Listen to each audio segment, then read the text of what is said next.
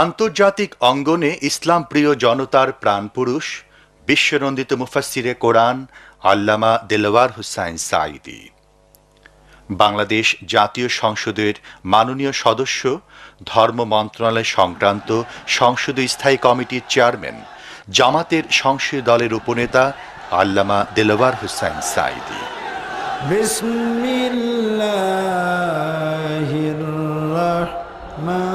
ইসলামকে সাবলীলভাবে উপস্থাপন করার অসাধারণ যোগ্যতা আল্লাহ রাব্বুল আলামিন তাকে দান করেছেন।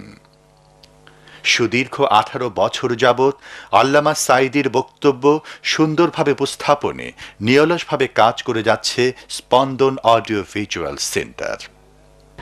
আপনাদেরকে রেকর্ড করার জন্য, কারণ চট্টগ্রাম তাফসিরের মাহফিল স্পন্দন অডিও ভিজুয়ালের মাধ্যমে গোটা বিশ্বে ছড়িয়ে যায়। আলহামদুলিল্লাহ বলেন।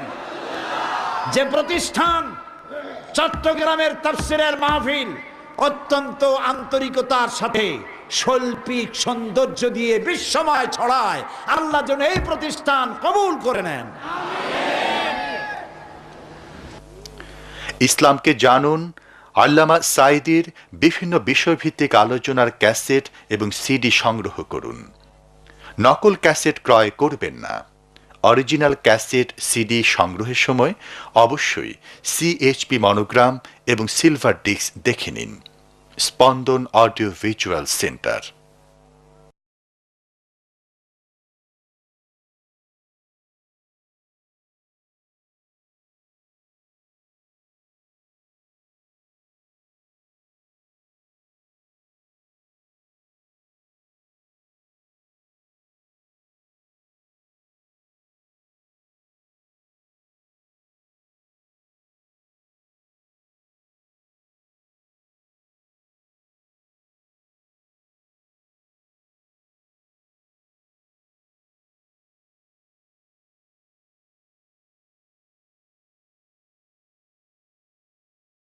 أعوذ بالله من الشيطان الرجيم بسم الله الرحمن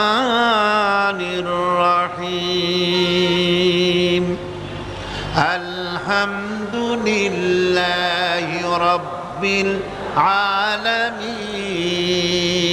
সবাই পড়েন আলহামদুলিল্লাহি রাব্বিল আলামিন আর রহমানির রহিম মালিকি ইয়াউমিদ্দিন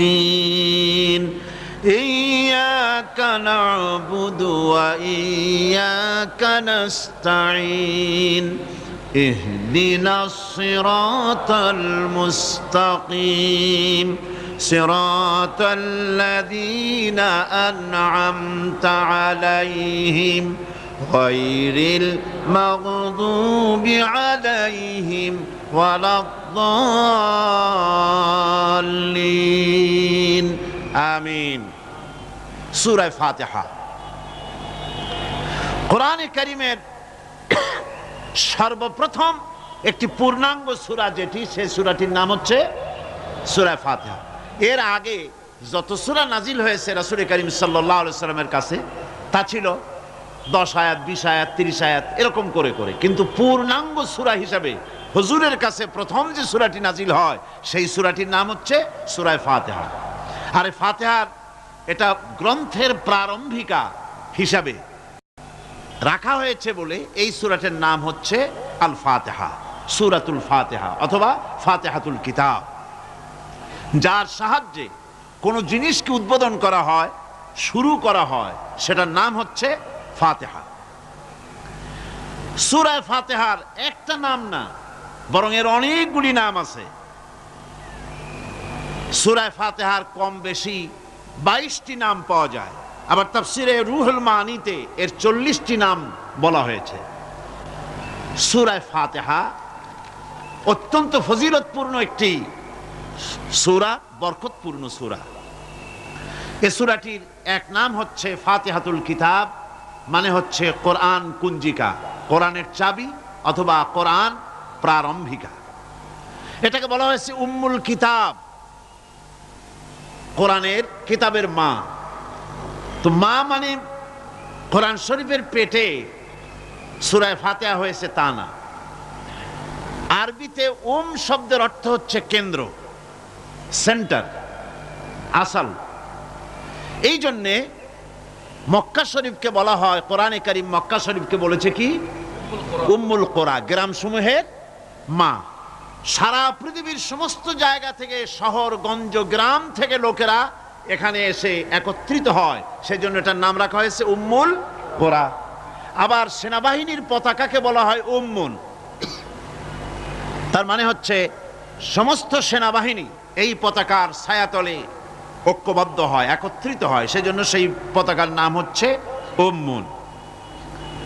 অনুরূপভাবে গোটা কোরআনে কারীমের মধ্যে যা কিছু আছে তা সূরা ফাতিহার ভিতরে কেন্দ্রীভূত করা হয়েছে বলে এটার নাম হয়েছে উম্মুল কিতাব।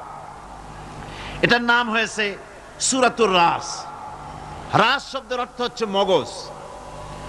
মগজ হচ্ছে মাথার কেন্দ্রস্থল, আর গোটা কোরআনে কারীমের কেন্দ্রস্থল হচ্ছে সূরা ফাতিহা। সূরা ফাতিহার আরেক নাম হচ্ছে সূরাতুল কানজ, অর্থাৎ খনি, খনির সূরা। তার মানে হচ্ছে জ্ঞান বিজ্ঞানের সমস্ত খনি আল্লাহ পাক সূরা ফাতিহার মধ্যে রেখে দিয়েছেন। সুবহানাল্লাহি ওয়া বিহামদিহি। এর আরেকটা নাম হচ্ছে সূরাতুল ওয়াফিয়া, অর্থাৎ পূর্ণত্ব প্রাপ্ত। এই সূরাটি হচ্ছে একমাত্র সূরা যা খণ্ডিত করে পড়া যায় না। কোরআন শরীফের যে কোনো সূরাকে অংশবিশেষ তেলাওয়াত করে নামাজ পড়তে পারেন, অংশবিশেষ পড়তে পারেন, কিন্তু সূরা ফাতিহা হচ্ছে এমন একটি সূরা যে সূরা খণ্ডিত করে পড়া যায় না। পড়তে হলে সবটাই পড়তে হবে, এজন্য এটার নাম হচ্ছে পূর্ণত্ব প্রাপ্ত। এটাকে বলা হয়েছে আসাসুল কোরআন, অর্থাৎ কোরআনের ভিত্তি। 30 পারা কোরআনের পূর্ণাঙ্গ ব্যবস্থা পেশ করা হয়েছে, তার ভিত্তি হচ্ছে সূরা ফাতিহা। এটার নাম হচ্ছে সূরাতুল হামদ, প্রশংসার সূরা। যেহেতু সূরা ফাতিহায় আল্লাহর প্রশংসা দিয়ে ভরা, এই জন্য এটার নাম হচ্ছে সূরাতুল ফাতিহা। এর আরেকটি নাম হচ্ছে সূরাতুশ শুকর, শুকর করা, কৃতজ্ঞতা প্রকাশ করার সূরা। এই সূরাটির মধ্যে মানুষ আল্লাহ পাকের অসীম অনুগ্রহের শুকরিয়া আদায় করে বলে প্রশংসার মাধ্যমে, এই জন্য এটার নাম হয়েছে সূরাতুশ শুকর। সূরাটির না আরেকটি নাম হচ্ছে সূরাতুদ দোয়া। এই সূরাটি একটি দোয়া, একটি প্রার্থনা, আল্লাহ পাকের কাছে প্রার্থনা করা হয়, সেজন্য এটার নাম হচ্ছে সূরাতুদ দোয়া। এর আরেকটি নাম হচ্ছে সূরাতুস সুয়াল, অর্থাৎ কামনা করার সূরা, আল্লাহর কাছে চাওয়ার সূরা। এই সূরায় অনেক কিছু আছে যা আল্লাহর কাছে চাওয়া হয়। এই সূরাটি, এর আরেকটি নাম হচ্ছে সূরাতুশ শিফা, অর্থাৎ প্রতিষেধক, রোগ ব্যাধি ইত্যাদি মুক্ত হওয়ার জন্য। সূরা ফাতিহা আপনারা আল্লাহর ওলিদের কাছে, ওলামাদের কাছে যে যান, পানি নিয়ে, তেল নিয়ে, কালো জিরা নিয়ে, ওনারা যা পড়ে ফু দেন, সেই গোপন কথাটা বলে দেই, সেটা হচ্ছে সূরা ফাতিহা। সূরা ফাতিহা কোন কিতাবে মুফাসসিরিন ইকরাম লিখেছেন, মুহাদ্দিসিনরা লিখেছেন যে দুরারোগ্য ব্যাধি, কোন ওষুধে ভালো হচ্ছে না, প্রতিদিন 40 বার করে সূরা ফাতিহা পড়ে পানিতে দম করে ফজরের পরে 41 দিন যদি এভাবে সেবন করে, সেই দম করা পানি দুরারোগ্য ব্যাধিও আল্লাহ পাক ভালো করে দিবেন। সুবহানাল্লাহ ওয়া বিহামদিহি। এটা হচ্ছে সূরাতুশ শিফা। এটাকে বলা হয় সূরাতুস সালাত। নামাজ হবেই না সূরা ফাতিহা ছাড়া, নামাজ সূরা ফাতিহা ছাড়া হবে না। এই জন্য লা সালাতা লিমান লাম ইয়াকরা বিফাতিহাতিল কিতাব, হাদিস শরীফে এসেছে সূরা ফাতিহা ছাড়া নামাজ শুদ্ধ হবে না, নামাজ জায়েজ হবে না। সেই জন্য এটার নাম হচ্ছে সূরাতুস সালাত। কোরআনে কারীমের এই সূরাটি, এটাকে হযরত পীর সাহেব কেবলা একটি আয়াত তেলাওয়াত করে বলেছেন সাবউল মাসানি। এটা হচ্ছে নিত্য পাঠনীয় সপ্তবাক্য, যে 7টি বাক্যকে সবসময় পড়া লাগে। তার মানে হচ্ছে যে ব্যক্তি নামাজ পড়ে 5 ওয়াক্ত, 24 ঘন্টার ভিতরে সূরা ফাতিহা একেবারে কম করেও যদি হয় তাহলে 40 বার এই সূরা 24 ঘন্টায় নামাজি ব্যক্তিকে পড়তে হয়। এই জন্য সবসময় পাঠনীয় এই সূরাটি মোট অক্ষর সংখ্যা হচ্ছে 113, শব্দ সংখ্যা হচ্ছে 25টি। এটি হচ্ছে সূরা ফাতিহা, একটি রুকু, 7টি আয়াত। নাজিলের অবতীর্ণ হওয়ার স্থান হচ্ছে মক্কা আল মুকাররমা। রাসূল করিম সাল্লাল্লাহু আলাইহি ওয়াসাল্লামের মক্কি জিন্দেগিতে সূরাটি অবতীর্ণ হয়। শুরু হচ্ছে সূরা ফাতিহা, আলহামদুলিল্লাহি রাব্বিল আলামিন। সূরা ফাতিহা আমি বলি এটি যেন একটি অভিনন্দন পত্র। এটি কি? অভিনন্দন পত্র। বান্দা দিচ্ছে তার রবকে, রবের ভাষায় শেখানো অভিনন্দন পত্র বান্দা তার রবকে প্রকাশ করছেন, দিচ্ছেন। অভিনন্দন পত্রে 3টা জিনিস থাকে, আপনারা লক্ষ্য করে শুনলে বুঝতে পারবেন ইনশাআল্লাহ। একবার ভাবুন যে কত বড় কথা, 30 পারা কোরআনের মধ্যে যা আছে তার সবটা আল্লাহ পাক তার সারাংশ সূরা ফাতিহায় ঢুকাইছেন। তাহলে এটা জিনিসটা কি এটা বুঝতে হবে, এবং সেই ধরনের অন্তর নিয়ে, মন নিয়ে বসতে হবে আর বুঝতে চেষ্টা করতে হবে। আমি ধীরে ধীরে আপনাদের সামনে পেশ করব ইনশাআল্লাহ, বিইজনিল্লাহ, বিমাশিয়াতিল্লাহ, বিফদলিল্লাহ। সূরা ফাতিহার মধ্যে আমি বলেছি এটা একটি অভিনন্দন পত্রের মতো। কিরকম? অভিনন্দন পত্রে 3টা জিনিস থাকে। কয়টা জিনিস থাকে? 3টা। প্রথমে থাকে প্রশংসা। অভিনন্দন পত্রে প্রথমে কি থাকে? প্রশংসা। 2 নম্বরে থাকে পরিচয়। 3 নম্বরে থাকে দাবি। 3 নম্বরে থাকে দাবি। প্রথমেই দাবি করা হয় না, এটা ঠিক না। প্রথমেই প্রশংসা। সমস্ত অভিনন্দন পত্র আপনারা দেখবেন, মন্ত্রী আসুক, প্রেসিডেন্ট আসুক, অভিনন্দন পত্র পেশ করা হয়, সুন্দর ভাষায় লেখে, হে সংগ্রামী জননায়ক, গরিবের বন্ধু, জাতির কিছু একটা, এইভাবে করে বহুত প্রশংসা করে তারপরে তার নাম খুঁজে পাওয়াই মুশকিল প্রশংসার ঠেলায়। আপনার আগমনী বার্তায় আমাদের এই চট্টগ্রামের আকাশ বাতাস মুখরিত, আবাল বৃদ্ধ বনিতা আনন্দে উদ্বেলিত, কে কি করবে দিশে করতে পারছে না, এরকম প্রশংসা। এই প্রশংসা দিয়ে তারপরে বলে আমরা চট্টগ্রাম কলেজের কর্তৃপক্ষ, আমাদের বেড়া নাই, টিন নাই, চাল নাই, ইট নাই, সিমেন্ট নাই, আমাদের এগুলি দাবি। তাহলে প্রথমে গেল প্রশংসা, 2 নম্বরে পরিচয়, 3 নম্বরে দাবি। মূলত এই ভদ্রতা প্রথমে কেউ বলে না, মন্ত্রী সাহেব চিটাগংয়ে আসছেন তো, আমাদের দাবি না মিটাইয়া ঠ্যাং আস্ত নিয়ে ঢাকা ফিরতে পারবেন না, এরকম বলে নাকি? এরকম বললে কিছুই পাওয়া যাবে না। মূলত এই যে ভদ্রতা, এই শালীনতা, এই শিষ্টাচার শিক্ষা দিয়েছে আল কোরআন। সুবহানাল্লাহ বিহামদিহি। বান্দাকে কিছু চাইতে হবে, আর চাওয়াটা শিখাইছেন কে? আল্লাহ। কে শিখিয়েছেন? বান্দাকে একটা বড় জিনিস চাইতে হবে, একটা বড় জিনিস চাইতে হবে আল্লাহর কাছে। সেই চাওয়াটা কি সেটাও আল্লাহ শিখাইছেন। যেহেতু আমরা তো জানি না, বুঝি না, আল্লাহ আমাদের কত মেহেরবান, তার কত দয়া, আমাদের শিখাই দিচ্ছেন কেমনে প্রশংসা করতে হবে, কেমনে পরিচয় দিতে হবে, আর কেমনে দাবি করতে হবে। 3টি জিনিস সূরা ফাতিহার মধ্যে আল্লাহ পাক ঢুকিয়ে দিয়েছেন। সুবহানাল্লাহ বিহামদিহি। সুতরাং বলা হচ্ছে, আল্লাহ পাক বলছেন আলহামদুলিল্লাহি রাব্বিল আলামিন। সমস্ত প্রশংসা, যাবতীয় প্রশংসা সবকিছু আল্লাহ পাকের জন্য, যিনি রব্বুল আলামিন, যিনি বহু জগতের, অসংখ্য জগতের যিনি পালনেওয়ালা রব, তার জন্যই সমস্ত প্রশংসা। এখন হামদ হচ্ছে প্রশংসা, এর অর্থ হচ্ছে সুন্দরের প্রশংসা। অসুন্দরের কিন্তু কোনো হামদ হয় না, অসুন্দরের হামদ হয় না। হামদ হয় কার? সুন্দরের। সুন্দরের হামদ হয়, প্রশংসা হয়। এই জন্য প্রশংসা করতে হবে আল্লাহ পাকের। কোন ফাসিকের প্রশংসা যদি করা হয়, আল্লাহ পাক নারাজ হয়ে যান। আল্লাহ পাকের আরশ গোসায় থরথর করে কাঁপতে থাকে। প্রশংসা হবে কেবলমাত্র কার? আল্লাহ পাকের। এবং এই প্রশংসা সবটুকু হামদের আগে আলিফ লাম লাগানো হয়েছে। এটা হচ্ছে জিন্স বা ইস্তেকরাক, অর্থাৎ সমস্ত বস্তুকে বোঝাবার জন্য আল শব্দকে ব্যবহার করা হয়েছে। আলহামদু, সমস্ত প্রশংসা সেই আল্লাহ পাকের, যিনি তামাম জাহানকে সৃষ্টি করেছেন এবং প্রতিপালন করেছেন। আল্লাহ রাব্বুল আলামিন বলেন, আমরা শুরু করছি সূরা ফাতিহা। অভিনন্দন পত্র দিচ্ছি, কারে দিচ্ছি? আল্লাহ পাককে দিচ্ছি। সেখানেও ভাষা দিয়ে রব্বুল আলামিন বলেন, প্রশংসা করো আলহামদুলিল্লাহি রাব্বিল আলামিন। সমস্ত প্রশংসা আল্লাহ পাকের, যিনি হচ্ছেন রব। যিনি কি? রব।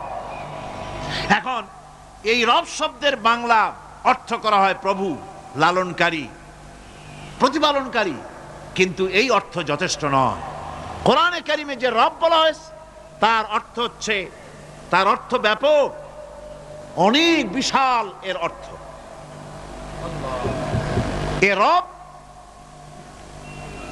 কাকে বলে আমি রবের সমস্ত ব্যাখ্যা করতে পারবো না, তবে অল্প কথায় এমন ভাবে বলতে চেষ্টা করব যাতে করে আপনাদের বুঝে আসবে ইনশাআল্লাহ। আমরা বলি ইনশাআল্লাহ। এখন আপনারা যদি আমাকে প্রশ্ন করেন যে অত কথা বুঝি না, এক লাইনে এক বাক্যে বুঝায় দেন রব কাকে বলে, তাহলে আমি কথাটা এইভাবে বলবো, যাহার যখন যে জিনিসের যতটুকুন প্রয়োজন তাহাকে তখন সেই জিনিস ফরিয়াদ করার আগে যিনি পৌঁছে দেন তার নাম হচ্ছে রব। এ রব হচ্ছে তার মধ্যে রুবুবিয়তের সম্পূর্ণ কোয়ালিটিতে ভর্তি। আল্লাহ পাকের মধ্যে রুবুবিয়তের কোয়ালিটি। রব শুধু সৃষ্টি করেই ছেড়ে দেন না, প্রতিপালন করেন, পূর্ণতায় পৌঁছে দেন। সুবহানাল্লাহ বলতে ইচ্ছে করে না ভাইরা?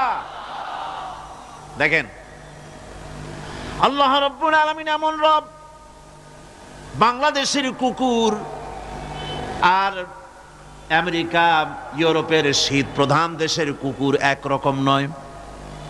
আমাদের দেশের পশু ইউরোপ আমেরিকা শীত প্রধান দেশের পশু একরকম নয়। তার কারণ হলো আমাদের দেশে শীত কম, নাতিশীতোষ্ণ অঞ্চলের মধ্যে খানিকটা পড়ে যায়। এখানে পশুদের গায়ে কম পশম থাকলে কোনো অসুবিধা নাই।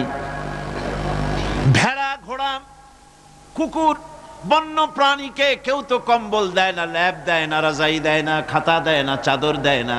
আল্লাহ রাব্বুল আলামিন তিনি এমন রব, শীত প্রধান দেশের পশুদের গায়ে পশম দিয়া চিরস্থায়ী কম্বল জড়ায় দিয়েছেন।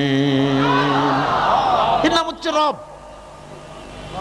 প্রতিপালনের পদ্ধতি কি সুন্দর করে তিনি প্রতিপালন করছেন, কি সুন্দর করে তিনি পশু পক্ষীগুলিকে তাদের আহার জোগাড় করছেন, প্রতিপালন করছে।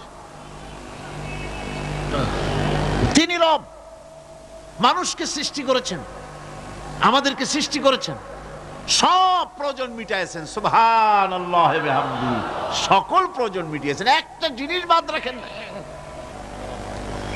আমি এই জন্য বলি যে কোরআন হচ্ছে বিজ্ঞানের উৎস। কোরআন বিজ্ঞানের কি? বিজ্ঞানের আবিষ্কার যত বাড়বে, বিজ্ঞান চিরটা কাল কোরআনের কাছে ভিক্ষার হাত দিয়ে এতিমের মতো দাঁড়ায় থাকবে কিয়ামত পর্যন্ত। আজ পৃথিবীর বিজ্ঞানীরা বলছেন জগৎ সম্পর্কে, আমরা মনে করছি পৃথিবীটাকে, আমাদের কাছে জগৎ দুইটা। কয়টা জগৎ? একটা জগৎ হলো এইটা, ইহ জগৎ আর পরজগৎ, এছাড়া আর কিছু জানি না। এই দুইটাই জগৎ আমাদের কাছে। এখন দেখেন বিজ্ঞানীরা কি বলছে। বিজ্ঞানীরা বলছেন সৌরজগতে শুধু আমাদের সৌরজগৎটাই শেষ না, অসংখ্য সৌরজগৎ আছে মহাশূন্যে, অসংখ্য সৌরজগৎ। পৃথিবীর প্রতি 4 বিলিয়ন মানুষ যদি এক একটা সৌরজগৎ দখল করে, তাতেও সৌরজগৎ শেষ হবে না। আরো সহস্র সহস্র বিলিয়ন বিলিয়ন সৌরজগৎ আরো ফাঁকা পড়ে থাকবে। এত সৌর জগৎ আল্লাহ সৃষ্টি করেছেন। এই মহাশূন্যে বহুমাত্রিক জগতের কথা আল্লাহ পাক এখানে বলেছেন। এই পৃথিবী একটা জগৎ, এই মাটির তলে আছে আর এক জগৎ, সমুদ্রের ভিতরে আছে পানির তলার আর এক জগৎ। আর মহাশূন্য যে কি তা আপনার মাথায় শূন্য হয়ে যাবে চিন্তা করতে করতে। এই জন্য বিজ্ঞানীরা, বড় বড় বিজ্ঞানী, এরা কিন্তু নাস্তিক হয় না। বর্তমান বিজ্ঞানীরা চিন্তা করে গবেষণা করে খেই হারিয়ে ফেলছে মহাশূন্যকে দেখে। যেখানে আছে গ্যালাক্সি, যেখানে আছে মিল্কি ওয়ে, যেখানে রয়েছে অসংখ্য তারকা, এই পৃথিবীটা মহাশূন্য আল্লাহ যেভাবে তৈরি করেছেন সেই তুলনায় এই পৃথিবী একটা মার্বেলের চাইতে খুব বেশি একটা বড় কিছু হয় বলে মনে হয় না। পৃথিবী যদি হয় একটা মার্বেলের মতো, তাহলে আমরা যে মানুষ, আমাদের অস্তিত্ব কোথায় চিন্তা করেন। এবার মহাশূন্যে চলেন। মহাশূন্য সে কি বিশাল মহাশূন্য! একটা তারকা থেকে আর একটা তারকায় যদি যেতে হয় তাহলে সহস্র সহস্র বিলিয়ন বছরের দরকার হবে। কি বছর? এ দুনিয়ার বছর না, আলোকবর্ষ, লাইট ইয়ার। আলো চলে প্রতি সেকেন্ডে কত? 1,86,000 মাইল। এই 1,86,000 মাইলের সেকেন্ড, এর মিনিট, এর ঘন্টা, এর দিন, এর মাস, এর বছর, এই আলোকবর্ষ। সহস্র সহস্র আলোকবর্ষ পার হয়ে যাবে এক তারকা থেকে আর এক তারকায় পৌঁছানো সুকঠিন। এ ধরনের অসংখ্য তারকা আল্লাহ পাক তৈরি করে রেখেছেন। সূর্য হচ্ছে পৃথিবীর চাইতে 13 লক্ষ গুণ বড়।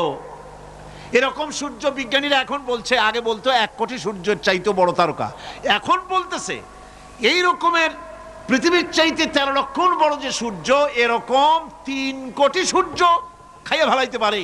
এরকম সহস্র সহস্র তারকা এক একটা গ্যালাক্সির ভিতরে আল্লাহ পাক তৈরি করে রেখেছেন। এখন মনে হচ্ছে যে এই তারকাগুলি বড় না, এই তারকাগুলির চাইতে আবার বড় জিনিস আছে। সেগুলি কি? সেটাকে বলা হয় ব্ল্যাক হোল। সেটাকে বলা হয় ব্ল্যাক হোল, অন্ধকার কূপ। ব্ল্যাক হোল আবার ম্যানহোল বুঝবেন না, কিন্তু ম্যানহোলের ঢাকনা চুরি হয় যেমন। তবে একটা দৃষ্টান্ত আপনি বুঝতে পারেন, রাস্তায় রাস্তায় যেমন অসংখ্য ম্যানহোল আছে, ওই রকম করে মহাশূন্যে অসংখ্য ব্ল্যাক হোল আছে, একটা দুইটা না, অসংখ্য। এই ব্ল্যাক হোল আবার দেখা যায় না, অদৃশ্য ব্ল্যাক হোল। এই ব্ল্যাক হোলগুলো কি? এগুলি কোরআনে কারীমের মধ্যে আল্লাহ পাক বলেছেন, ফালা উকসিমু বিমাওয়াকিন নুজুম, ফালা উকসিমু বিমাওয়াকিন নুজুম, শপথ সেই পতন স্থানের যেখানে নক্ষত্র সমূহ ধ্বংস হয়ে যায়, ধ্বংসপ্রাপ্ত হয়, কসম সেই স্থান সমূহের। সুবহানাল্লাহ। এই অন্ধকার কূপের, এই অন্ধকূপের কসম করছেন আল্লাহ পাক। সেই অন্ধকূপটা কি? সেই ব্ল্যাক হোলটা কি? সেই ব্ল্যাক হোল হচ্ছে ওই যে তারকার কথা বললাম যে সূর্য খাইতে পারে, 3 কোটি সূর্য খাইতে পারে, এই রকমের তারকাগুলি ঘুরতে ঘুরতে কোনো এক কারণে যখন সে ব্ল্যাক হোলের রেঞ্জের মধ্যে এসে যায়, তখন ব্ল্যাক হোল ওকে এমন ভাবে চুষে হজম করে ফেলে যেমন বাচ্চা চকলেট চুষা খাইয়া ফেলায়। এইরকম ব্ল্যাক হোলগুলি অত বড় তারকাগুলি খাইয়া চুষা শেষ করে ফেলে দেয়। সুবহানাল্লাহ বিহামদিহি। বিজ্ঞানীরা বলেছেন আমাদের এই পৃথিবীটা, আল্লাহ না করুন কখনো, আমাদের এই পৃথিবীটা যদি কোনো ব্ল্যাক হোলের আওতায় পড়ে, ওর রেঞ্জে আসে, তাহলে মাত্র 2 সেন্টিমিটারের মধ্যে পৃথিবীটা তার ঘনত্ব লাভ করে ব্ল্যাক হোলের মধ্যে অদৃশ্য হয়ে যাবে, হারায় যাবে, অস্তিত্ব থাকবে না। আল্লাহ পাক, আশ্চর্য লাগে আমার বিজ্ঞানের বইপত্র যখন পড়ি, আমার কাছে আশ্চর্য লাগে 1400 বছর আগে নবী কোনো বিজ্ঞানাগারে পড়াশোনা করেন নাই, কোন সায়েন্স নিয়ে রিসার্চ করেন নাই। সেই নবীর মুখ থেকে এমন বিজ্ঞানময় কোরআন আল্লাহ বের করালেন, যা আজকের পৃথিবীর মডার্ন যুগের বিজ্ঞানীরা কোরআনের কাছে এতিম হয়ে দাঁড়ায় আছে। পৃথিবীর কোন বিজ্ঞানী বলতে পারবে না যে কোরআনে কারিমের অমুক আয়াতটা আনসাইন্টিফিক, এটা হাদিস আমাদের বিজ্ঞানের সাথে মিল খায় না, এমন কথা বলতে পারবে না। বরং কোরআন সার্টিফাই করবে তোমার এই বক্তব্য, তোমার এই থিওরি মোস্ট আনসাইন্টিফিক, কোরআন বলবে। ওরা বলতে পারবে না যে আয়াতটা আনসাইন্টিফিক। সুতরাং কোরআন হচ্ছে মহান বিজ্ঞানময়, কোরআন হচ্ছে আল্লাহ পাকের দেওয়া এক মহান বিধান, যে কোরআনের কারণে আল্লাহ পাক আমাদেরকে হেদায়েত দান করেছেন। সুতরাং এই কোরআন হচ্ছে, কোরআনের মধ্যে যা আছে, গোটা কোরআনে যা আছে সব সূরা ফাতিহায় আছে। সুবহানাল্লাহি ওয়া বিহামদিহি। আল্লাহ পাক বলছেন আলহামদুলিল্লাহি রাব্বিল আলামিন। মোহাব্বতের সাথে পড়েন সবাই, আলহামদুলিল্লাহি রাব্বিল আলামিন। সমস্ত প্রশংসা, যাবতীয় প্রশংসা সে আল্লাহ পাকের, যিনি তামাম জাহানের পালনেওয়ালা রব। আল্লাহ পাক তার কাছে যখন বান্দা আলহামদুলিল্লাহি রাব্বিল আলামিন বলে, তখন প্রশ্ন হয় যে তার যার প্রশংসা তুমি করছো, তোমরা করছো, তার কি আরো কোনো গুণকীর্তন আছে নাকি? আমরা বলি আর রহমানির রহিম, তিনি পরম দাতা এবং দয়ালু। রহমান এবং রহিম দুটি হচ্ছে সমঅর্থবোধক, প্রায় কাছাকাছি অর্থবোধক শব্দ। অসীম মেহেরবান এবং বিশেষ করুণাময় তিনি, যিনি রহমান এবং রহিম। রহমান রহিম আল্লাহ পাকের দুটি গুণবাচক নাম। রহমান অপেক্ষা, রহিম অপেক্ষা রহমান, এটা হচ্ছে বেশি ব্যাপক অর্থবোধক, যার জন্য তাফসীরে বলা হয়েছে আর রহমানু যুর রাহমাতিশ শামিলা বিজামিল খালায়েক ফিদ দুনিয়া ওয়াল মুমিনিনা ফিল আখিরাহ। অর্থাৎ রহমান তিনি, যিনি এমন রহমতের মালিক যা বিশেষত গোটা বিশ্বের সমস্ত মানুষের জন্য প্রযোজ্য। আর রহিম হচ্ছে শুধু কিয়ামতের দিন পৃথিবীতে রহমান, তিনি দয়াবান পৃথিবীর সমস্ত মানুষের জন্য এবং কিয়ামতে শুধু মুমিনদের জন্য। রহমান কিয়ামতে শুধু মুমিনদের জন্য। আর রহিম হচ্ছে আর রহিম যুর রাহমাতি শামিলা লিল মুমিনিনা ইয়াউমিল কিয়ামা। রহিম হচ্ছে শুধুমাত্র কিয়ামতের দিন আল্লাহ রাব্বুল আলামিন শুধু মুমিন লোকদের জন্য এই বিশেষ দয়া কিয়ামতের দিন করবেন। এখন রহমান হচ্ছেন পৃথিবীর সমস্ত মানুষের জন্য, সমস্ত প্রাণীর জন্য। তার দান থেকে কেউ বঞ্চিত থাকবে না, সকলের জন্য তার দানের দরজা অবারিত, উন্মুক্ত। এই পৃথিবীর বুকে আমরা দেখতে পাই মানুষ তার বন্ধুদেরকেই দেয়, শুধু সরকার হোক আর সাধারণ মানুষ হোক, আপনজনদেরকে, নিজের দলকেই বেশি দেয়। কথা ঠিক কিনা? নিজের দলের প্রতি, আত্মীয় স্বজনের প্রতি স্বজন প্রিয়তা মানুষের শরীরের ভিতরে রোগ হিসাবে কাজ করে, আর এভাবে করে নিজের দল আর আত্মীয় স্বজনকে বেশি করে সুযোগ সুবিধা দেয়। শত্রুকে কেউ দেয় না, শত্রুকে কেউ ডেকে ডেকে কোনো জিনিস দিতে চায় না বা দেয় না। আল্লাহ রাব্বুল আলামিন এমন রহমান, এমন দয়াবান, এমন মেহেরবান, যারা তার ইবাদত করে, যারা তাকে স্বীকার করে, আল্লাহ বলে তাকে যারা সেজদা দেয়, আল্লাহ পাক তাদেরকেও দেন। আর যারা আল্লাহকে অস্বীকার করে, আল্লাহ রাব্বুল আলামিনকে মানে না, তার গুণাবলী কি স্বীকার করে না, তার অস্তিত্ব স্বীকার করে না, তারপরেও আল্লাহ রাব্বুল আলামিন কোন নাফরমান বান্দাকেও রহমত থেকে বঞ্চিত করেন না। সে যেই হোক, বেনামাজি হোক, মুরতাদ হোক, নাস্তিক হোক, তারপরে আল্লাহর অনুগ্রহ থেকে সে বঞ্চিত থাকে না। কথা ঠিক কিনা? বরং এটাই আমরা দেখি, নামাজি, দিনদার, পরহেজগার মানুষ তার বরং কম থাকে, সে বরং কম পায়। বাড়ি নাই, ঘর নাই, কলকারখানা নাই, আর নামাজ রোজা করে না, হজ যাকাত করে না, আল্লাহর সাথে বিরোধিতা করে, আল্লাহরে মানেই না, বলে দেয়ার ইজ নো গড, স্রষ্টা বলতে কেউ নাই। এই ড্রিঙ্ক অ্যান্ড বি মেরি, এই হচ্ছে তাদের থিওরি, তাদের দর্শন, তাদের ফিলসফি। এই জাতীয় লোকগুলি বরং দেখা যায় তারা ক্ষমতা পায়, বাড়ি হয়, গাড়ি হয়, কল হয়, কারখানা হয়, সম্মান পায়। এটা কেন? এর কারণ হচ্ছে আল্লাহ রাব্বুল আলামিন এই পৃথিবীর কোনো মূল্য দেন না। এই পৃথিবীর মূল্য যদি আল্লাহ পাকের কাছে একটা মশার ডানার তুল্য যদি হতো, আল্লাহ পাক বিদ্রোহীদেরকে, কাফেরদেরকে এক ঢোক পানি আল্লাহ পাক গিলতে দিতেন না। এবার চিন্তা করেন আল্লাহর ব্যাপারে যে দৃষ্টান্তটা দেওয়া হয়েছে, দৃষ্টান্তটা কত গুরুত্বপূর্ণ। মশার ডানার তুল্য, মশার ডানার তুল্য এই পৃথিবীর দাম নাই আল্লাহর কাছে। আপনাকে যদি কেউ 10 লক্ষ মশার ডানা বহু কষ্ট করে জোগাড় করিয়া যদি কেউ দেয়, তাহলে আপনি কয় টাকা দিয়ে কিনবেন? 4 পয়সা দিয়েও একজনে বলছে 4 পয়সাও দিবে না। তাহলে বোঝেন এর কোনো মূল্য নাই।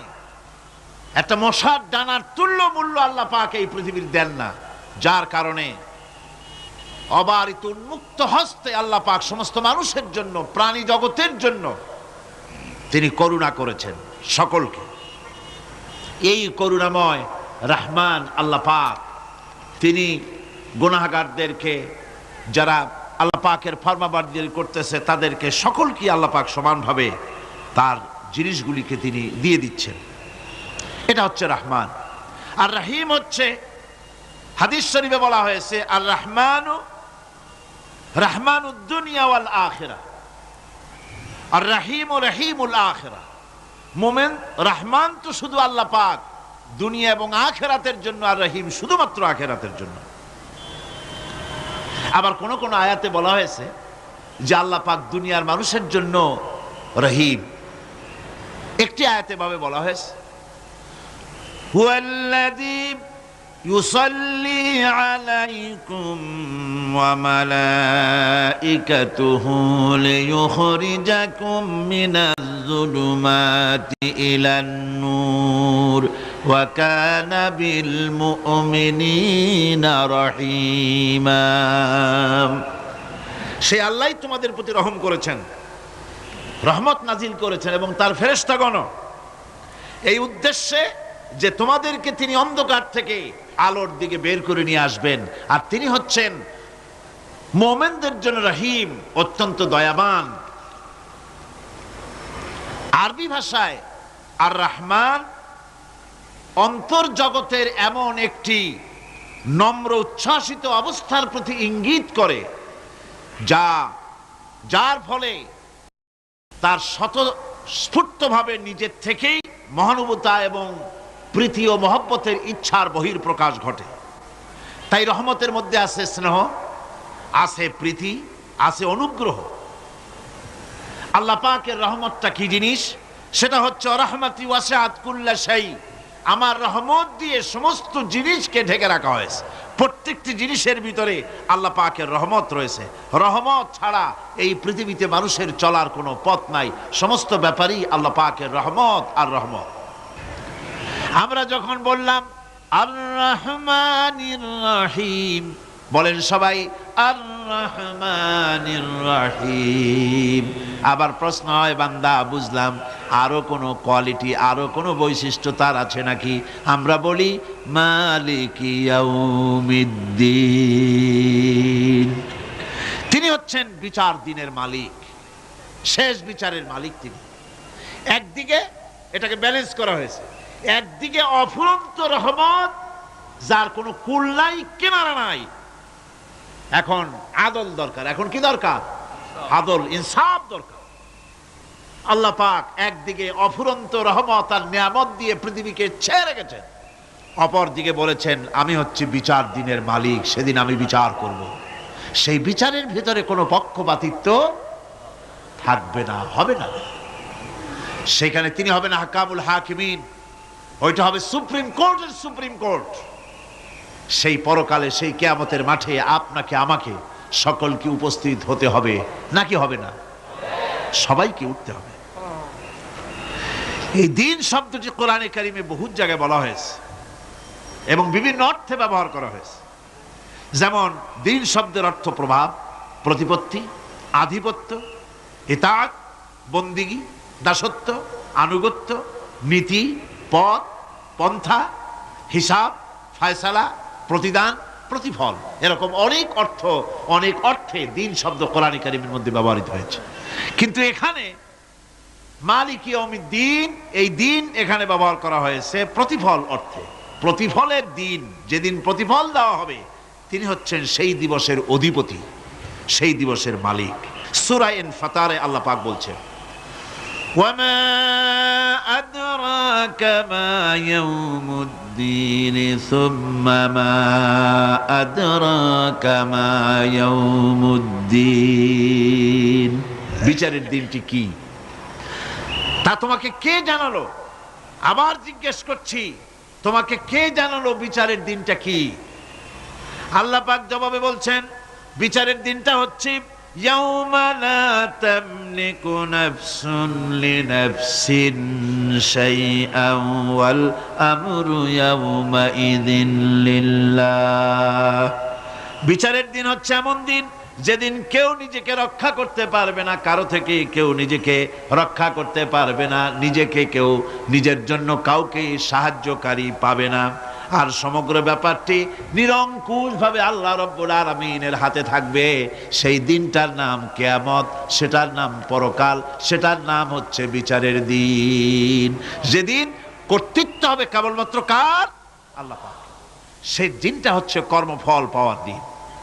লাহা মা কাসাবাত ওয়া আলাইহা মাকতাসাবাত। প্রত্যেক মানুষই সে উপার্জন অনুসারে সেখানে ফল পাবে। যেমন কর্ম তেমন ফল পাবে, ব্যক্তি হিসাবে পাবে, দল হিসাবে পাবে।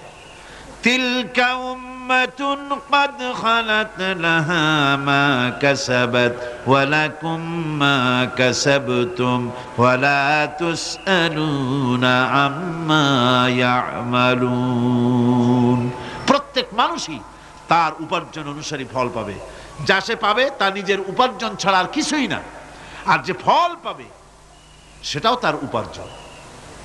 সুতরাং কিয়ামতের দিন আল্লাহ মানুষের উপরে কোনো জুলম করবেন না, অত্যাচার করবেন না। আল্লাহ পাক তো তার বান্দার জন্য জুলুমকারী নন, ঠিক কিনা? আল্লাহ পাক বলছেন, মান আমিলা সালিহান ফালিনাফসিহি ওয়া মান আসাআ ফাআলাইহা ওয়া মা রাব্বুকা বিযাল্লামিন লিল আবিদ। যে ব্যক্তি পুণ্য কাজ করলো সে নিজের কাজে নিজের স্বার্থেই তা করলো। আমরা যে নামাজ পড়ি এটা কি আল্লাহর স্বার্থ? কথা কন, আল্লাহর স্বার্থ? সারা পৃথিবীর সমস্ত মানুষ যদি আল্লাহরে সেজদা দেয়, আল্লাহর ক্ষমতা আরো কিছু কালের জন্য বাড়বে নাকি? সমস্ত মানুষ যদি আল্লাহকে অস্বীকার করে, বিদ্রোহী ঘোষণা করে, বিদ্রোহ ঘোষণা করে, তাতে কি আল্লাহর ক্ষমতা শেষ হয়ে যাবে? নাউযুবিল্লাহি মিন যালিক। যেমন ছিলেন তেমনই থাকবেন। সুতরাং আমরা যা করি, আমরা নামাজ পড়ি নিজেদের জন্যে, আল্লাহকে খুশি করার জন্য, কিন্তু কল্যাণটা আমার। কল্যাণটা কার? আমার। রোজা, হজ, যাকাত, তেলাওয়াত যা করি সব আল্লাহকে খুশি করার জন্য, কিন্তু স্বার্থ পুরাটাই আমার, আমার কল্যাণের জন্যই আমি করি। এবং আল্লাহ হচ্ছেন তিনি তোমাদের রব। ওমা রাব্বুকা বিযাল্লামিন লিল আবিদ। তোমাদের রব হচ্ছেন তিনি যিনি বান্দাদের উপরে কখনো অত্যাচার করেন না, জুলম করেন না, মেহেরবানি দিয়ে যিনি ছেয়ে রাখেন, তিনি হচ্ছেন আল্লাহ পাক। সুতরাং সেই কিয়ামতের মাঠে আল্লাহ পাকের দরবারে আমাদের সকলকেই উঠতে হবে। আল্লাহ পাকের দরবারে আমাদের সামনে, আল্লাহ পাকের সামনে দাঁড়াতে হবে। সেদিন আমাদেরকে কেউ বাঁচাতে পারবে না। সেদিন আল্লাহ পাক এর দরবারে যেন আমরা আসামি না হই, সেজন্য এই পৃথিবীতে কোরআন অনুযায়ী আমাদের জীবন গড়তে হবে, সুন্নাহ অনুযায়ী জীবন গড়তে হবে। তাহলে পরকালে আল্লাহ পাকের কাছে নাজাত পাওয়া যাবে। বড় কঠিন জায়গা, বড়ই কঠিন জায়গা। এবার প্রশ্ন হচ্ছে, তোমরা যারা আমার প্রশংসা করলে তোমরা কারা? জবাবে আমরা বলছি, ইয়্যাকা না'বুদু ওয়া ইয়্যাকা নাস্তাঈন। আয় আমার রব, আমরা হচ্ছি তোমার বান্দা, একমাত্র তোমারই গোলামি করি, একমাত্র একমাত্র তোমারই ইবাদত করি। আর কারো ইবাদত, এই শব্দটা লাগাইলে কি বোঝা যায়? যে আর কারো করি না, একমাত্র তোমারই ইবাদত করি, আর একমাত্র তোমারই কাছে সাহায্য প্রার্থনা করি। ইয়্যাকা না'বুদু ওয়া ইয়্যাকা নাস্তাঈন। আল্লাহ রাব্বুল আলামিন আমাদেরকে সৃষ্টি করেছেন আসলে এইটার জন্য। সৃষ্টি করেছেন কিসের জন্য? কোরআনে কারীমের মধ্যে আল্লাহ রাব্বুল আলামিন বলেন, ওয়ামা খালাকতুল জিন্না ওয়াল ইনসা ইল্লা লিয়াবুদুন। আমি মানুষ এবং জিনকে সৃষ্টি করেছি শুধুমাত্র আমার ইবাদতের জন্য, আমার গোলামির জন্য, আমার আনুগত্যের জন্য। এই ইবাদত একটি ব্যাপক অর্থবোধক শব্দ। আমরা যদি ইবাদতটা নাই বুঝি তা আমাদের মানব জন্ম হবে বৃথা। ইবাদত হচ্ছে আল্লাহর পছন্দনীয় জিনিসগুলি আমল করে তার সন্তুষ্টি অর্জন করার জন্য প্রচেষ্টা চালানো জীবনের সকল ক্ষেত্রে। এর মধ্যে ইবাদতের ভিতরে এমন এক ব্যাপক অর্থ যে এর ভিতরে নামাজ, রোজা, হজ, যাকাত, সত্য কথা, আমানতদারি, দিয়ানতদারি, প্রতিবেশীর হক আদায় করা, মাতা পিতাকে শ্রদ্ধা করা, প্রতিবেশীর হক আদায় করা, স্ত্রীর হক আদায় করা, সৎ কাজের আদেশ করা, অসৎ কাজের নিষেধ করা, জিহাদ ফি সাবিলিল্লাহ করা, এ সব কিছুই হচ্ছে ইবাদতের মধ্যে শামিল। জিকির আজকার করা, তেলাওয়াত করা, আমলে সালেহ করা, এভাবে করে আল্লাহ পাককে খুশি করার জন্য আল্লাহর নির্দেশ মাফিক কাজগুলি করা, সবটাই হচ্ছে ইবাদতের মধ্যে শামিল। প্রশংসা করেছি, পরিচয় দিয়েছি, আমরা তোমার বান্দা। এবার প্রশ্ন হচ্ছে চাও কি? পরিচয় তো শুনলাম, চাও কি? আল্লাহ রাব্বুল আলামিন আমাদেরকে শিখায় দিলেন কত বড় মেহেরবান তিনি, কত দয়ালু তিনি। তার কাছে চাওয়ার ভাষাটাও তিনি আমাদের শিখাই দিলেন। জনগণ সুবহানাল্লাহ। রব্বুল আলামিন আমাদের শিখালেন এভাবে চাও, ইহদিনাস সিরাতাল মুস্তাকিম সিরাতাল্লাযীনা আন'আমতা আলাইহিম গায়রিল মাগদুবি আলাইহিম ওয়ালাদ-দাল্লিন। হায় আল্লাহ, ইহদিনাস সিরাতাল মুস্তাকিম, একটা রাস্তা চাই, সহজ সরল সঠিক একটি পথ চাই তোমার কাছে। সেই পথটা চাই যে পথ হচ্ছে নিয়ামত প্রাপ্তদের, অভিশপ্ত এবং পথভ্রষ্টদের পথ নয়। যে পথ নিয়ামত প্রাপ্তদের, ওই ধরনের একটা পথ আমরা চাই।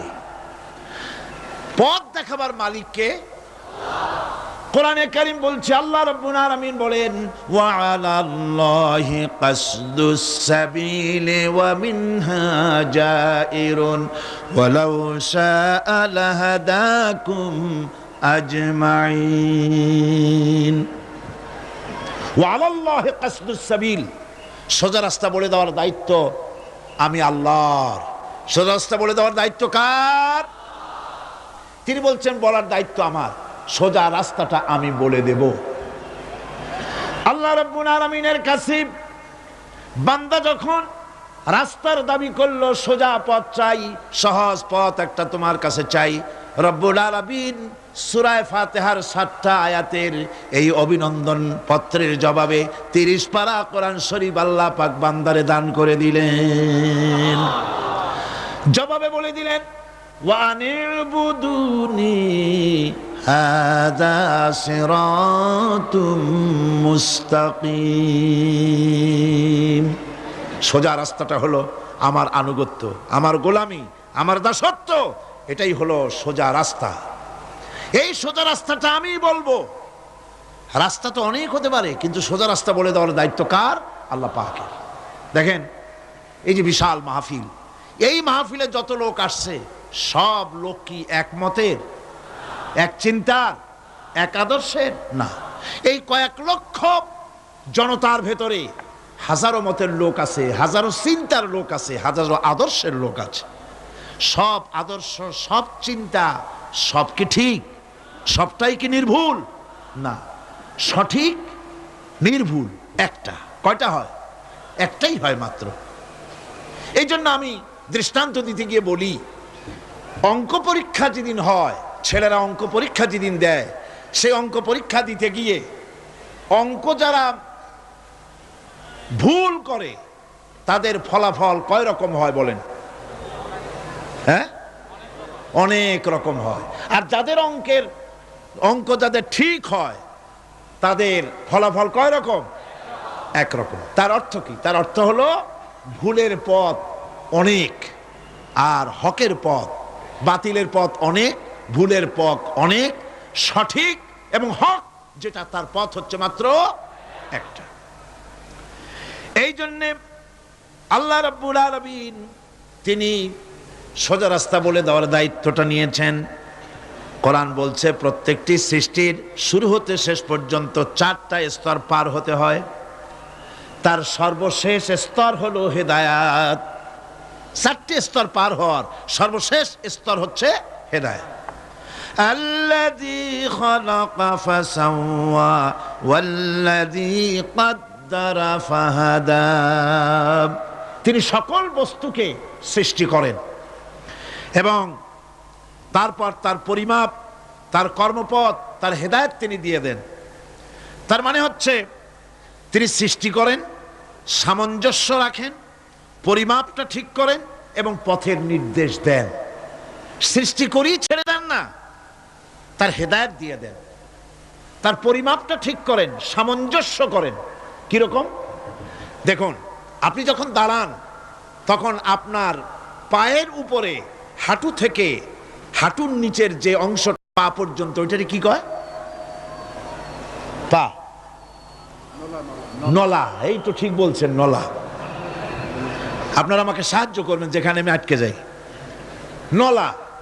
এই নলাটা পায়ের সেন্টারে যদি রাখা হতো, বোঝেন ভালো করে, পায়ের সেন্টারে এই জায়গাটা, এটা ধরুন পা, এই জায়গাটায় যদি হতো পায়ের নলাটা, হয় সিটায় পড়তেন না হয় ফুটোয় পড়তেন। আল্লাহ পাক বলছেন শুধু সৃষ্টি করি না, সামঞ্জস্য এবং পরিমাপ ঠিক করি।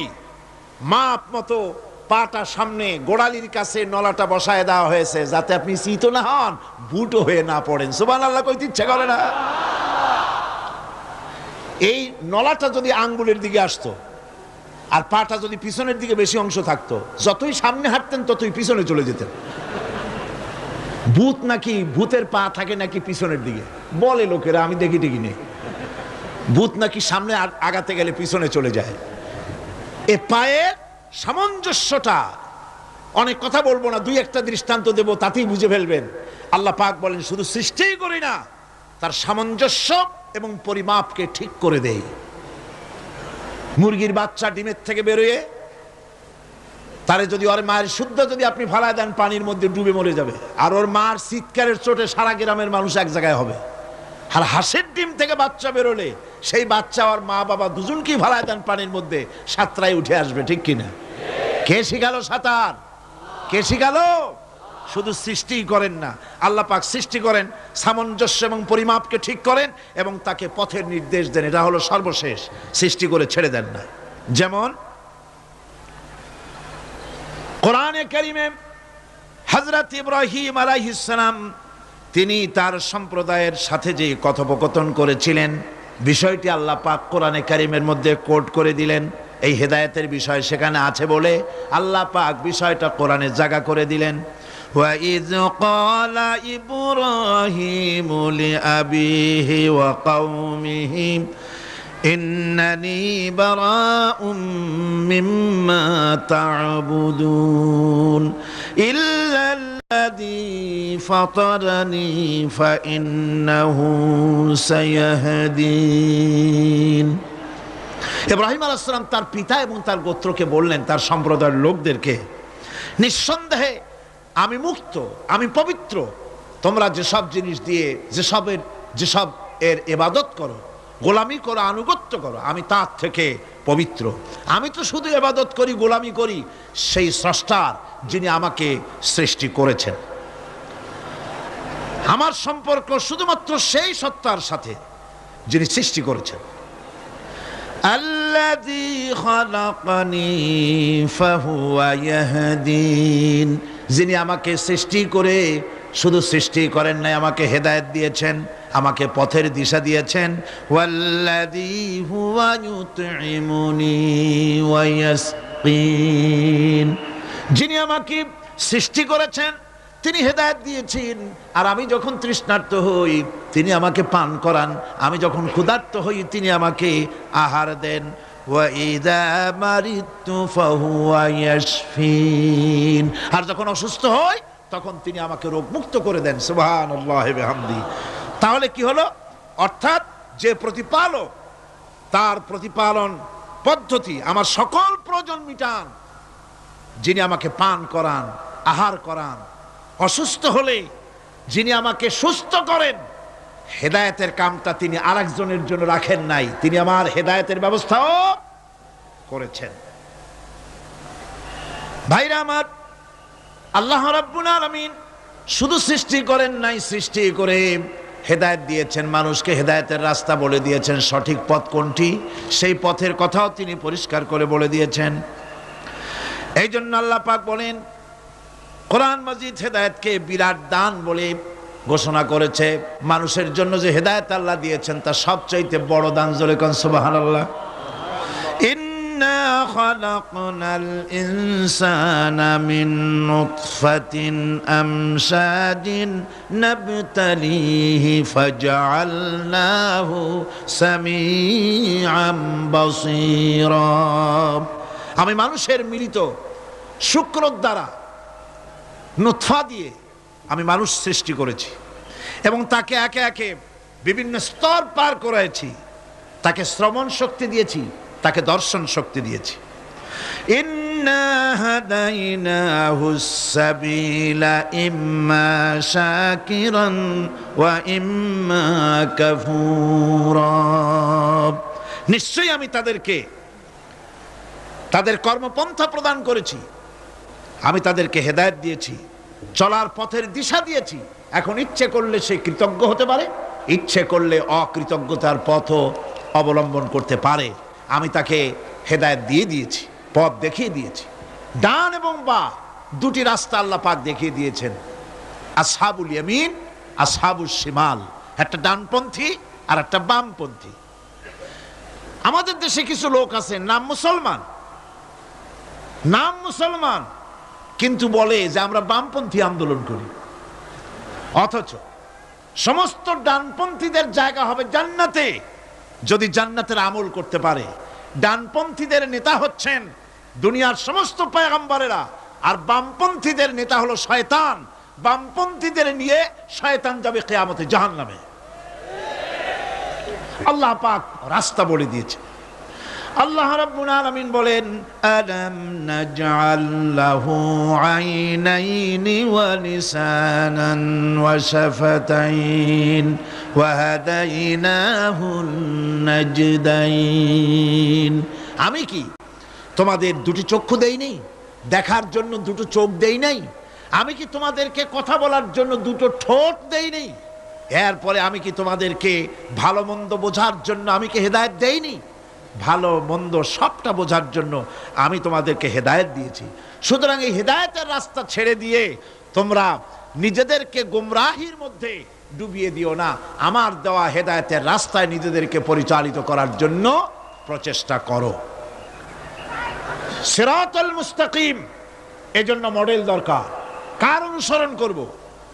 আল্লাহ পাক শিখায় দিলেন, সিরাতাল্লাযীনা আন'আমতা আলাইহিম। পড়েন সবাই, সিরাতাল্লাযীনা আন'আমতা আলাইহিম গায়রিল মাগদুবি আলাইহিম ওয়ালাদ-দাল্লিন।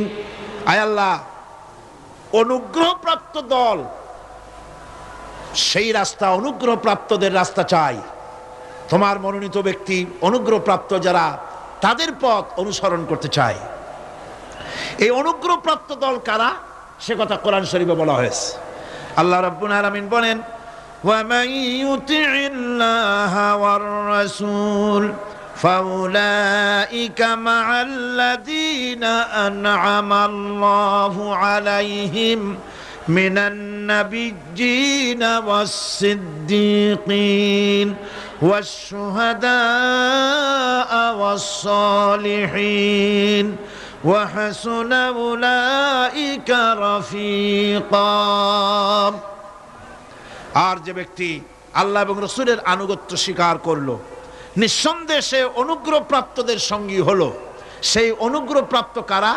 নবীন। 4 শ্রেণীর লোক। কয় শ্রেণী বলেন সবাই? কয় শ্রেণী?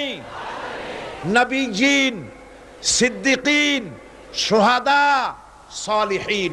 এই 4 শ্রেণীর লোক হচ্ছে আল্লাহ পাকের অনুগ্রহপ্রাপ্ত লোক। কোন আলহামদুলিল্লাহ। এরাই হলো অনুগ্রহপ্রাপ্ত দল। এখন নবী কারা? নবী হচ্ছেন যারা নাকি আল্লাহ পাকের কাছ থেকে ওহীপ্রাপ্ত হয়েছেন, নিখিল মানুষের চিরন্তন শান্তি এবং কল্যাণের জন্য আল্লাহ পাকের নিকট থেকে সত্যের বিধান লাভ করেছেন। তারাই হচ্ছেন নবী, যারা আল্লাহ পাকের কাছ থেকে ওহীপ্রাপ্ত হয়েছেন। আর নবীরা হচ্ছেন মাসুম, নবীরা হচ্ছে বেগুনাহ। নবীদের কোনো ভুল নাই, নবীদের কোনো গুনাহ নাই। কোন সুবহানাল্লাহ। এই পৃথিবীর মধ্যে সুপার কোয়ালিটির মানুষ, সর্বশ্রেষ্ঠ মানুষ কারা? নবীরা। সর্বশ্রেষ্ঠ মানুষ কারা? এখানে আবার এক শ্রেণীর লোকেরা বলে যে নবীরে মানুষ কওয়া যাবে না। আছেন এমন লোক? নবীরে মানুষ কওয়া যাবে না কেন? কেন? নবীর সম্মান কত। আচ্ছা, নবীরে মানুষ বলবো না তো বলবোটা কি? নবীরা কি ফেরেশতা? যদি ফেরেশতা বলি তাহলে কি নবীদের মর্যাদা বাড়ানো হলো? বলেন আপনারা, বাড়ানো হলো? তাহলে নবীদের কি বলবো? তারা কি জেন? যদি জেন বলি তাহলে তাতে কি মর্যাদা বাড়বে? সবচাইতে মর্যাদা বেশি কার? মানুষের। সুতরাং এক শ্রেণীর লোকেরা খামোখাই আলেম নামধারী লোক, অথচ নবীকে মানুষ বলতে রাজি না। কোরআনে কারীম সাফ করে আল্লাহ পাক পরিষ্কার করে বলেছেন, قل إنما أنا بشر مثلكم يوحى إلي أنما إلهكم إله واحد। নবী বলুন, আমি তোমাদের মতো মানুষ, আমার উপরে ওহী আসে। ইন্নামা আনা বাশারুম মিসলুকুম, তোমাদের মতো মানুষ। একটু ভালো করে বিষয়টা বোঝেন। আরো বলেছি আমি, আজকে আবার স্মরণ করায় দেই। আল্লাহ শিখাই দিচ্ছেন, বলুন আমি তোমাদের মতো মানুষ, ফেরেশতা নই, জিন নই, আমার কাছে ওহী আসে। পার্থক্য এখানে।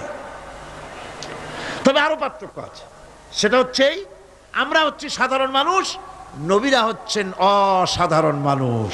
সুবহানাল্লাহ। আমরা হচ্ছি মানব, রাসূল আল্লাহর পয়গম্বররা হচ্ছেন মহামানব। কথা বুঝে আসছে? তার মানে হলো আমরা সাধারণ মানুষ। সাধারণ মানুষেরা গুনাহ করতে পারে, ভুল করতে পারে, সব রকমের গুনাহ করতে পারে। নবীরা কোনো গুনাহ করতে পারেন না। আল্লাহ পাক তাদের দিয়ে গুনাহ করান না। আল্লাহ পাক ফেরেশতা দিয়ে, আপন কুদরত দিয়ে নবীদেরকে হেফাজত করেন। সুবহানাল্লাহ। সুতরাং এই কথা বিশ্বাস করতে হবে, সমস্ত নবীরা হচ্ছেন মানুষ।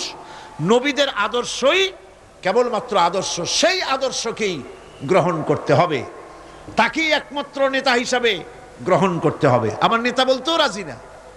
মুশকিল কি এক জায়গায়? কয় যে নেতা বলা যাবে না কেন? কয় যে ওই যে মানুষেরা বলে, স্লোগান দেয়, আমার নেতা, তোমার নেতা, অমুক তমুক, হেন তেন। তো এগুলির সাথে নবীরে মিশানো এটা ঠিক না। তাছাড়া নবীরে নেতা কব না, কবটা কি? নবী কি হয় নেতা হবে, না হয় অনুসারী হবে, এর বাইরে তো কিছুই নাই। হয় ইমাম, না হয় মুক্তাদি। বাইরে কি? বাইরে তো নাই কিছু। সুতরাং নবী কি মুক্তাদি হবে? নবী কি অনুসারী হবে? নিশ্চয়ই হাজার বার নবী হচ্ছেন ইমাম, নবী হচ্ছেন নেতা। আমরা যখন আরবিতে বলি, ওনারা নিজেরাও আরবিতে বলেন, তখন কোনো আপত্তি হয় না। আল্লাহুম্মা সাল্লি আলা সাইয়্যিদিনা মুহাম্মদ। সাইয়্যিদিনা মানে হচ্ছে আমাদের লিডার, আমাদের নেতা। সাইয়্যিদিনা যখন বলে তখন আপত্তি করে না, কিন্তু আমাদের নেতা বললেই আপত্তি করেন। বাংলা ভাষা, বাংলাদেশি মানুষ হইয়া বাংলা ভাষার প্রতি এই গভীর জ্ঞান দেখলে দুঃখই হয়। বন্ধুগণ, মনে রাখতে হবে, নবী হচ্ছেন মাসুম, বেগুনাহ এবং নেতা। আর মুহাম্মদ সাল্লাল্লাহু আলাইহি ওয়াসাল্লাম হচ্ছেন বিশ্ব নেতা, এটা কোনো সন্দেহ নাই। এই নবীর অনুসরণ করতে হবে। সিদ্দিকিন হচ্ছে সত্যকে যারা উদার, উন্মুক্ত, অকুণ্ঠ চিত্তে, দ্বিধাহীনভাবে যারা গ্রহণ করেছে, এর বিপরীত যারা করেই নাই, তারাই হচ্ছেন সিদ্দিকিন। হযরতে, যেমন একটা দৃষ্টান্ত, হযরতে আবু বকর সিদ্দিক রাদিয়াল্লাহু তাআলা আনহু, মেরাজ থেকে হুজুর ফিরে এসেছেন সকালবেলায়, ফজরের নামাজ পড়ে বসেছেন কাবা শরীফে, তিনি বসে আছেন। তো তখন আবু জাহেল আসছে, এসে বলছে মুহাম্মদ সাল্লাল্লাহু আলাইহি ওয়াসাল্লাম প্রত্যেক দিনই তো নতুন নতুন কথা কও, আজকে কোনো নতুন কথা আছে? হুজুর বললেন হ্যাঁ নতুন কথা আছে। কি?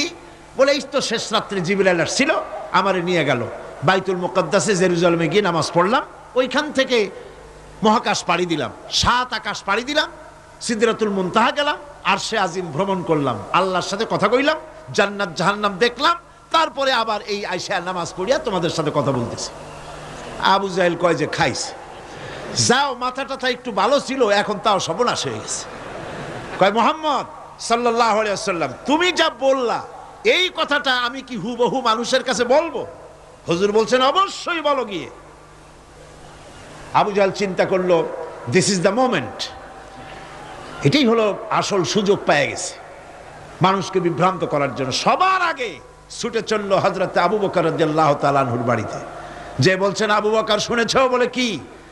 মুহাম্মদ সাল্লাল্লাহু আলাইহি ওয়াসাল্লাম এই রকমের কথা বললো, বেচারার মাথাটা যাও ভালো ছিল শেষ। হুজুর বলছেন আবু জাহেল আমার রাসূল কি এরকম বলেছেন? আবু জাহেল বলছে আমার নিজ কানে শুনে আসলাম, এখনো তিনি সেখানে বসা। হযরত আবু বকর বলেন আবু জাহেল আমার আল্লাহর নবী তিনি যদি এরকম কথা বলে থাকেন তাহলে আমি কোনো সন্দেহ পোষণ করি না, অবশ্যই আল্লাহ রাব্বুল আলামিনের হাবিব যা বলেছেন তা সত্য। হযরত আবু বকর রাদিয়াল্লাহু তাআলা আনহু মসজিদে হারামে আসলেন, হুজুরকে জিজ্ঞেস করলেন হুজুর আবু জাহেল আমাকে এই সব কথা বললো, এগুলি কি ঠিক? হুজুর বললেন হ্যাঁ। তিনি ঘটনা বয়ান করলেন। হযরত আবু বকর বললেন হে রাসূল আপনি যা বলেছেন সত্য বলেছেন, আপনার মেরাজ ঠিক হয়েছে, সঠিক হয়েছে, সন্দেহ নাই। হুজুর বলেন আবু বকর তুমি তো শুধু আবু বকর নাও, তুমি সিদ্দিক। সত্যকে যারা অকুণ্ঠ চিত্তে দ্বিধাহীন ভাবে যারা সত্যের সামনে মাথা নত করেছে, গ্রহণ করে নিয়েছে, দ্বিমত পোষণ করে নাই, কোন রকমের দুষ্ট বুদ্ধির আশ্রয় গ্রহণ করেনি, উল্টাপাল্টা করেনি, এই সমস্ত মানুষেরই হলো সিদ্দিক। আর এদের দলকেই সিদ্দিকিন বলা হয়। তাহলে নবিয়্যিন সিদ্দিকিন এনারা হচ্ছেন নেয়ামত প্রাপ্ত। 3 নম্বরে হচ্ছে শুহাদা, সত্যকে যারা সত্যের সাক্ষী দিয়েছে, সত্যের সাক্ষ্যদাতা। সত্য হচ্ছে ইসলাম। সত্য কি? ইসলাম। সত্য হচ্ছে আল্লাহ, সত্য হচ্ছে নবী, সত্য হচ্ছে কোরআন, সত্য হচ্ছে হাদিস।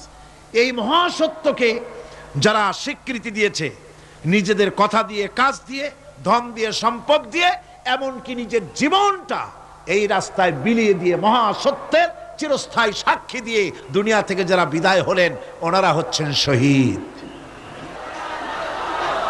4 নম্বরে হচ্ছে সালিহিন।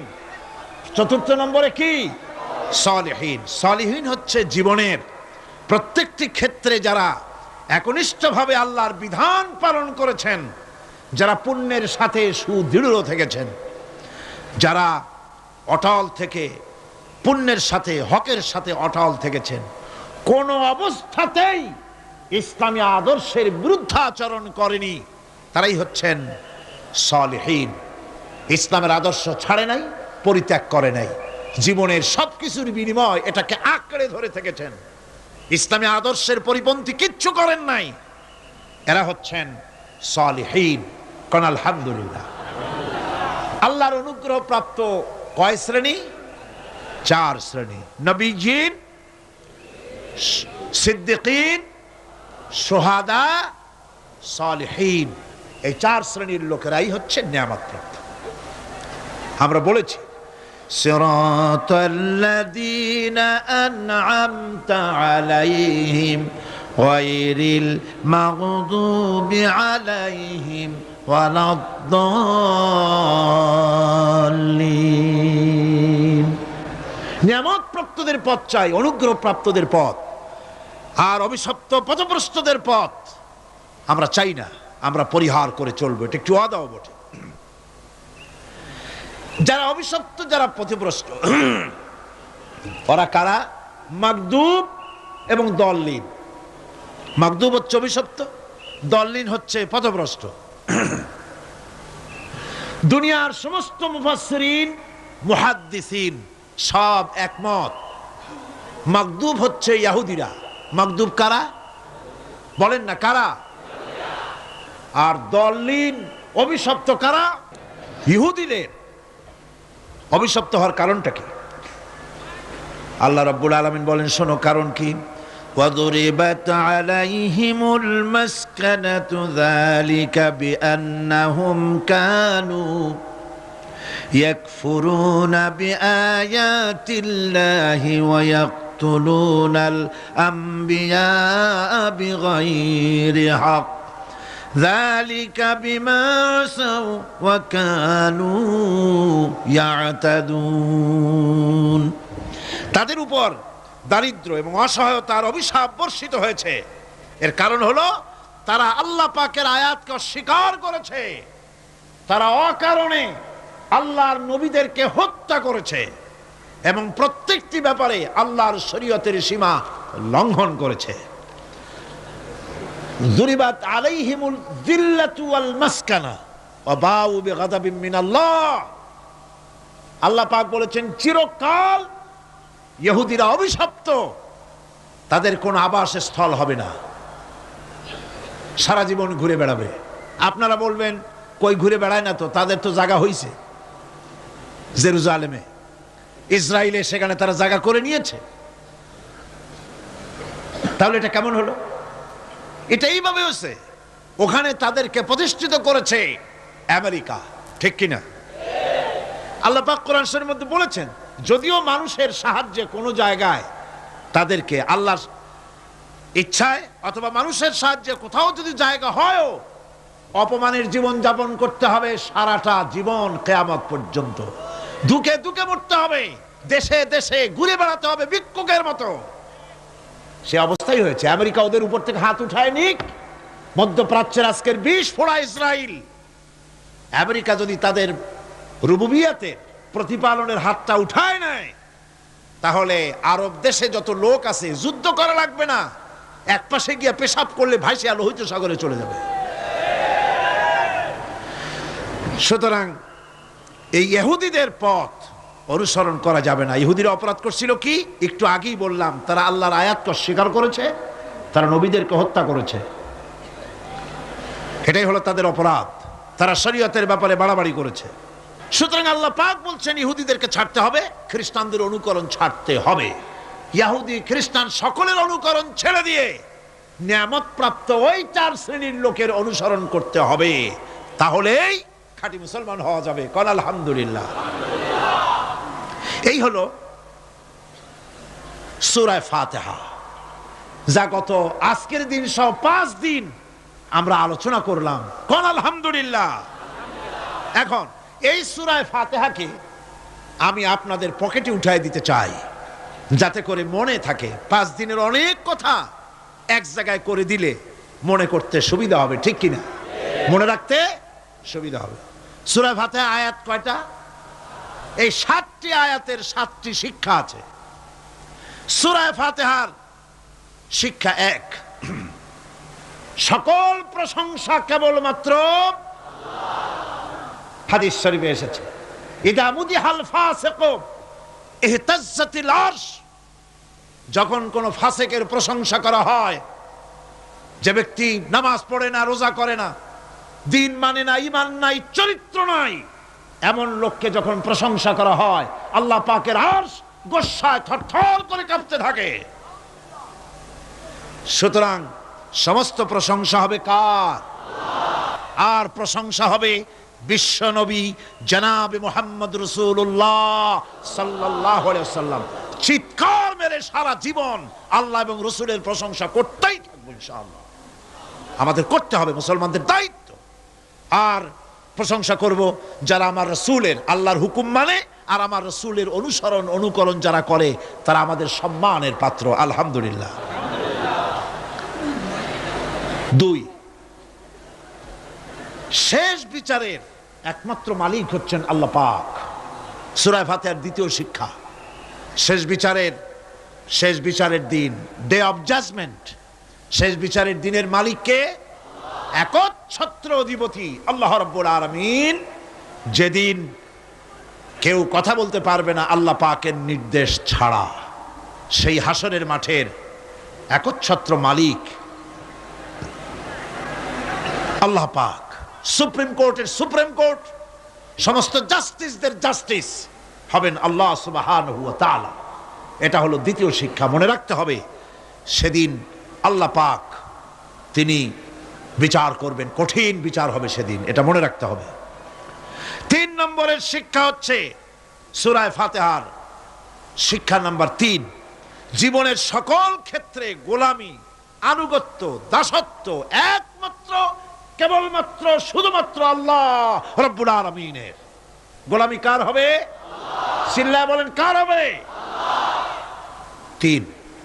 4 নম্বরে সাহায্য চাইতে হবে কেবলমাত্র কার কাছে? আল্লাহ পাকের কাছে। 5, হেদায়েতের গ্রন্থ হিসাবে গ্রহণ করতে হবে আল্লাহ পাকের কোরআনে কারীমকে। 6, অনুসরণ করতে হবে কেবলমাত্র নবিয়্যিন, সিদ্দিকীন, শুহাদা, সালেহীনদেরকে। 7, জীবনের সকল স্তর থেকে ইহুদি এবং নাসারাদের প্রভাব মুক্ত করতে হবে নিজের জীবনকে। ইহুদি, নাসারা,